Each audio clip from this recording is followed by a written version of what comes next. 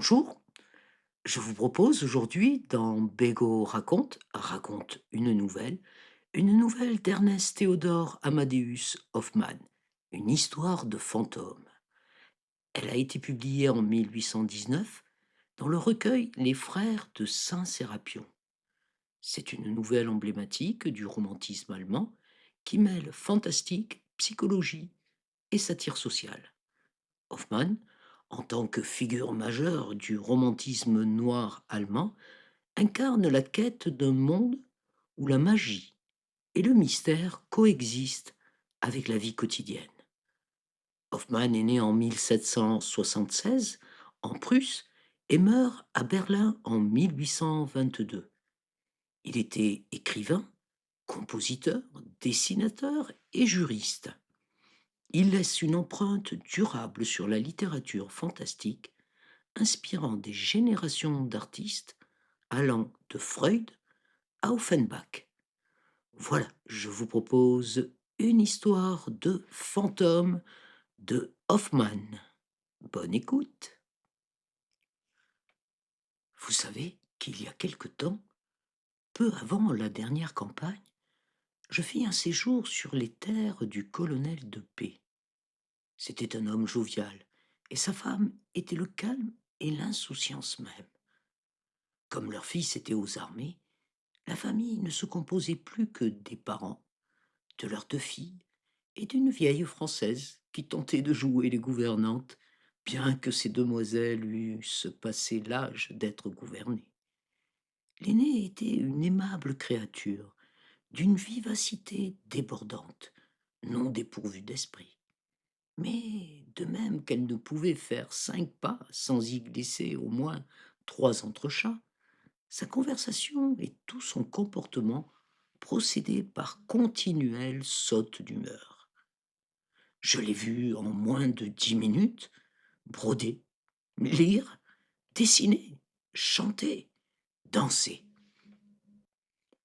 Elle pleurait un pauvre cousin tué au combat, et au même instant, les yeux encore pleins de larmes, elle éclatait de rire parce que la vieille Française avait par mégarde renversé sa tabatière sur le petit chien qui éternuait aussitôt affreusement, tandis que la vieille se lamentait. Ah, que fatalità, carino, poverino, car elle ne s'adressait qu'en italien à ce chien, sous prétexte qu'il était natif de Padoue. La demoiselle était d'ailleurs la plus agréable des blondes, et, avec tous ses caprices, elle avait tant de bonne grâce que, sans le chercher, elle exerçait sur tout le monde un charme irrésistible. Sa cadette, prénommée Adelgunde, formait avec elle le plus singulier contraste. Les mots me manquent pour rendre la très étrange impression qu'elle fit sur moi à notre première rencontre. Représentez-vous une taille admirable, un visage ravissant, mais joues et lèvres sont d'une pâleur de mort, les mouvements sont lents, silencieux, prudents. Qu'un mot à peine murmuré sorte de cette bouche entr'ouverte dans le vaste salon, et l'on frissonne comme si l'on se trouvait en face d'un fantôme. Je surmontai vite ce malaise, et lorsque je parvins à faire parler cette jeune fille taciturne, je dus convenir que seule son apparence était spectrale. Son étrangeté ne semblait pas exprimer son être véritable. Les quelques mots qu'elle prononça révéla une grande délicatesse féminine, du bon sens et de l'aménité. Aucune trace de tension excessive, bien que le sourire douloureux, les yeux noyés de larmes, fissent supposer quelque mal physique, qui ne devait pas être sans troubler dangereusement son âme d'enfant. J'observai avec surprise que toute la famille, y compris la vieille Française, manifestait un peu d'inquiétude dès qu'on parlait à cette jeune fille. On tentait d'interrompre la conversation ou de s'y mêler de la façon la plus saugrenue. Mais il y avait plus bizarre encore. À peine était-il 8 heures du soir que la Française, puis la mère, la sœur, le père invitaient Adelgunde à se retirer dans sa chambre, comme on envoie les petits-enfants au lit pour qu'ils ne se fatiguent pas trop. La Française l'accompagnait, et ni l'une ni l'autre n'avait le droit d'attendre le dîner que l'on servait à 9 heures. Madame de P., qui avait remarqué ma surprise, dit un jour en passant, pour couper court à toute question, que sa fille était souvent malade et qu'en particulier le soir, vers 9 heures, elle avait des accès de fièvre. Le médecin avait donc recommandé de lui faire prendre dès cette heure-là le repos nécessaire. Je sentais bien que les choses devaient être un peu plus compliquées que ça, mais je ne devinais rien de précis. Je viens seulement d'apprendre aujourd'hui même l'effrayante réalité et de connaître l'événement qui a bouleversé la vie de cette famille heureuse. Adelgunde avait été l'enfant la plus fraîche et la plus gaie que l'on pût voir. Pour son 14e anniversaire, on avait invité toutes ses compagnes de jeu. Assises en cercle dans les beaux bosquets du parc, elles s'amusent et rient sans se soucier des ombres croissantes du soir. La brise tiède de juillet augmente encore leur belle humeur. Dans la magie du crépuscule, elles se mettent à exécuter toutes sortes de danses bizarres, à mimer des elfes et je ne sais quelles subtiles créatures. Attendez, s'écria Delgunde, lorsque la nuit est tout à fait tombée, je vais vous apparaître sous la forme de la Dame Blanche, dont notre défunt jardinier nous parlait si souvent. Mais venez avec moi jusqu'au fond du parc, là-bas, près du vieux mur. Et, s'enveloppant de son châle blanc, elle s'enfuit d'un pas léger sous la tonnelle, suivie de la bande des jeunes filles, badinant et riant à qui mieux mieux. Mais à peine Adelgunde est-elle arrivée près de la vieille arche à demi effondrée, qu'elle se fige et reste là, les membres paralysés. L'horloge du château sonne 9 heures. Ne voyez-vous rien? Cria Delgunde avec l'accent étouffé de l'épouvante. Il y a quelqu'un, là, juste devant moi. Seigneur, cette forme tend la main vers moi. Ne voyez-vous donc rien? Ses compagnes ne voient absolument rien, mais toutes sont saisies de frayeur. Elles s'enfuient sauf une, la plus courageuse, qui se précipite sur Adelgunde et veut la prendre à bras le corps. Mais à cet instant, celle-ci tombe à terre, blême comme une morte. Au cri que poussent les jeunes filles, tout le monde accourt. On ramène Adelgunde au château. Elle finit par revenir à elle et raconte, tremblant de tous ses membres, qu'en approchant de l'arche, elle a vu à 2 pas devant elle une forme aérienne, comme enveloppée de brume, tendre la main dans sa direction. On attribua naturellement l'apparition aux illusions du jour déclinant.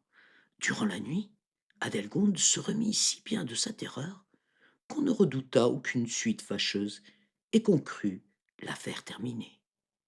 Mais il devait en aller bien autrement.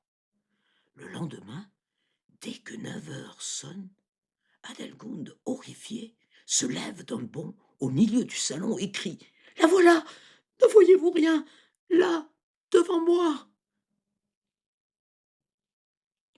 Bref, depuis ce soir fatal, sur le coup de 9 heures, Adelgunde affirmait que l'apparition se tenait devant elle et y restait quelques secondes.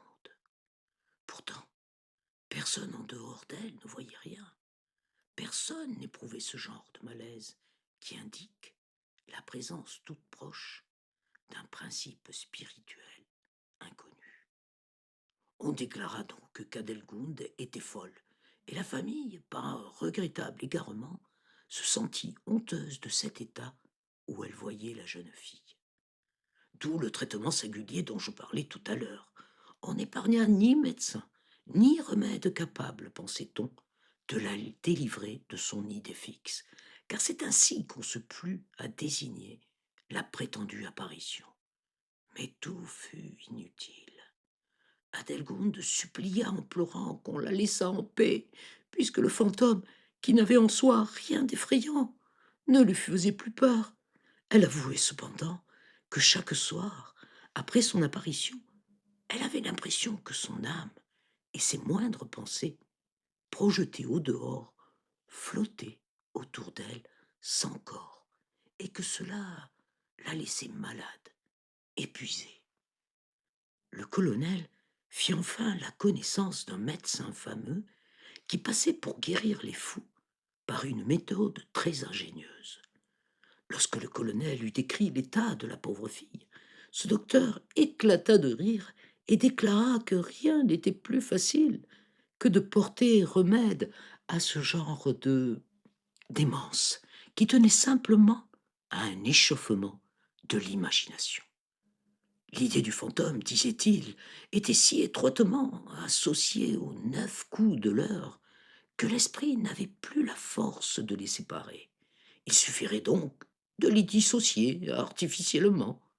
On y parviendrait aisément en trompant la jeune fille sur le temps et en laissant passer à son insu la 9e heure du soir. Si alors le spectre ne se montrait pas, elle reconnaîtrait d'elle-même sa folie et quelque fortifiant achèverait la guérison. On suivit ce funeste conseil. Une nuit, on retarda d'1 heure toutes les montres du château et jusqu'à l'horloge du village, dont les coups sonnaient lourdement. Ainsi, dès son réveil, Adelgunde fut trompée d'1 heure. Le soir vint. La petite famille était rassemblée, selon sa coutume, dans une pièce d'angle carré, plaisamment décorée. Aucun étranger n'était présent. Madame de P. s'efforçait de raconter toutes sortes d'histoires amusantes. Le colonel se mit, comme d'habitude, surtout quand il était de bonne humeur, à plaisanter la vieille Française, et Augusta, la fille aînée, en fit autant. On riait, on était plus gai que jamais. Mais voici que la pendule sonne 8 heures. Il était donc 9 heures, et Adelgunde, pâle comme une morte, retombe dans son fauteuil, ses aiguilles lui glissent des mains. Puis elle se relève, le visage torturé par l'épouvante, regarde fixement alentour la pièce déserte et murmure d'une voix sourde et caverneuse. Que se passe-t-il? 1 heure avant? Vous la voyez? Vous la voyez, là, devant moi, juste devant moi? Tous sursautent, saisis d'effroi, mais personne ne voit rien. Et le colonel s'écrie. Aldegonde, ressaisis-toi. Ce n'est rien, c'est pure imagination. Une illusion te trompe. Nous ne voyons rien du tout. Et si un fantôme se tenait vraiment juste devant toi, ne devrions-nous pas l'apercevoir aussi bien que toi? Reprends-toi, Adelgunde. Seigneur, soupira Adelgunde, voulez-vous donc me rendre folle? Regardez, la voilà qui tend vers moi son bras blanc. Elle me fait signe. Et comme privée de volonté, le regard toujours fixe, Adelgunde saisit derrière elle une petite assiette qui se trouve par hasard sur la table, la tend en l'air devant elle, la lâche, et l'assiette, comme portée par une main invisible, décrit lentement un cercle sous les yeux des assistants, puis vient se reposer sans bruit sur la table. Madame de P. et Augusta s'étaient évanouies et furent bientôt en proie à une violente fièvre nerveuse. Le colonel se ressaisit de toutes ses forces, mais on vit bien à ses traits bouleversés les ravages que provoquait sur lui ce phénomène inexplicable. La vieille Française tombait à genoux, le visage prosterné à terre, priait en silence. Comme Adelgunde, elle ne souffrit ensuite d'aucune conséquence fâcheuse. Madame de P. fut rapidement enlevée par la maladie. Augusta a survécu, mais la mort eût été préférable à l'état où elle est restée. Elle qui était la jeunesse même et la joie, elle est en proie à une folie qui me paraît pire que toutes celles qu'a jamais provoquées une idée fixe.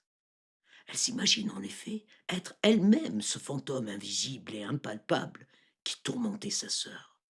Aussi fuit-elle la compagnie de ses semblables, ou du moins Lorsqu'elle n'est pas seule, évite-t-elle prudemment de parler ou de se mouvoir? À peine ose-t-elle respirer, car elle est persuadée que si elle trahissait de quelque façon sa présence, n'importe qui succomberait de frayeur. On lui ouvre la porte, on lui sert son repas, elle entre et sort furtivement, mange de même, etc. Y a-t-il pire état? Le colonel, désespéré, rallia l'armée pour de nouvelles campagnes. Il est tombé dans la victorieuse bataille de W. Ce qui est fort étrange, c'est que depuis cette fatale soirée, Adelgunde soit délivrée de son fantôme. Elle soigne fidèlement sa pauvre sœur, assistée par la vieille Française. À ce que Sylvester m'a dit aujourd'hui même, l'oncle de ces malheureuses demoiselles est arrivé ici pour consulter notre excellent R sur le traitement que l'on pourrait peut-être appliquer à Augusta. Fasse le ciel que son improbable guérison soit possible.